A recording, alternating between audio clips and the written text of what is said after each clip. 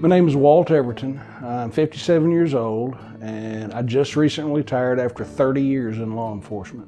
I made it 30 years and never used a sick day. I was 10 feet tall and bulletproof, or so I thought.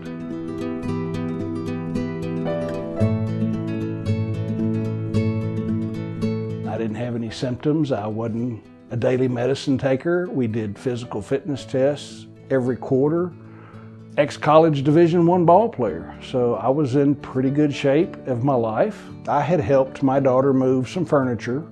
We cleaned out a storage building and moved a washer, dryer, refrigerator, but on a dolly. It's not like I was manhandling, I was putting stuff on a dolly, and a lot of boxes, a lot of upper body activity, but nothing really out of the ordinary. It was about like 10 o'clock at night, 10:01 to be exact. I had a stabbing pain right here below my clavicle. It wasn't in my chest area, it wasn't down my arm, in my back, like the symptoms everyone has suggested I had, but I felt like I pulled a muscle, because it was when I lifted my arm is when it started firing. And my wife was like, "What's wrong with you?" And I said, I think I pulled a muscle. I did notice at first that his color did not look good. He told me that he had been up all night and he hadn't slept, and he believed that he had pulled a muscle. Normally, I probably would have believed that it was a pulled muscle, but his color didn't look good. I stayed up the whole night. I made laps around my pool out here. Anything I could think of to just ease the pain. I thought about a leave, and I was even beyond putting icy hot up here just because it was such a localized one point. And that's kind of when things went sour, I guess, is I had stayed up all night.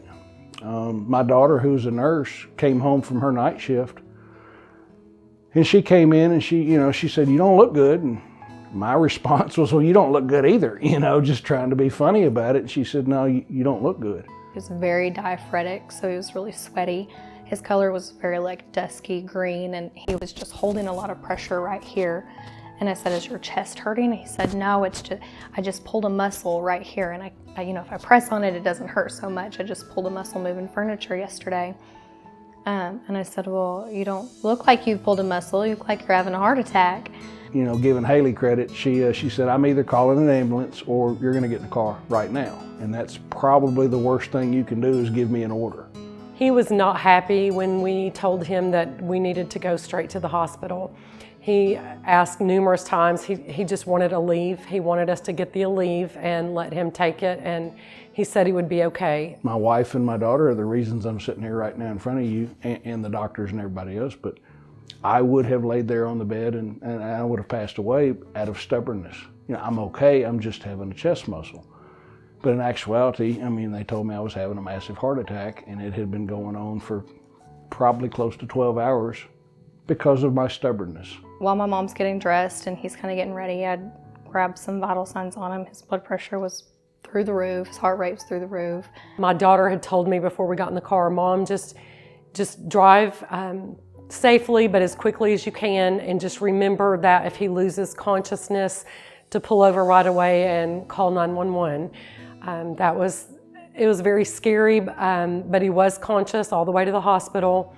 When I made it to the emergency room, my wife was parking our vehicle. She wasn't even in there, and she had called ahead because that's her place of employment. And they were kind of waiting on me. And they put a monitor, they did an EKG or whatever it is, and he looked at me and he said, "You're having a massive heart attack." And I said, "No, I don't think so." I could hear Walt telling the doctor, "It's just a pulled muscle. I've just pulled a muscle." And the doctor said, "No, sir, you're having a heart attack." After they did the procedure, the doctor came in and said, "You had 100% blockage in your widowmaker artery," and I think it's called the LAD, and basically he said that you shouldn't be here. Leading up to the heart attack, I didn't have anything. I didn't have chest pain. I didn't have shortness of breath. I didn't have it's the big one coming. I had nothing.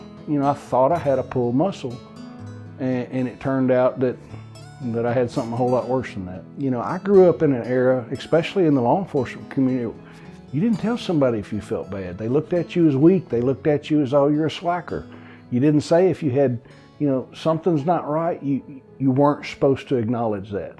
And I'm here to sit here and tell you that times have changed. It's okay not to be okay. Your generous support of the Heart Association helps fund the research and technology that helped save my life. I mean, again, I'm not supposed to be here. Let's do what we can. Let's all do our part. Maybe that's my mission, is to tell all of you that we've got to help the Heart Association reach people. We have to continue this fight. One day I'm going to know the plan of why I'm still here and why I'm here to tell you this, but I'm telling you now, we've got to all work together to combat heart disease.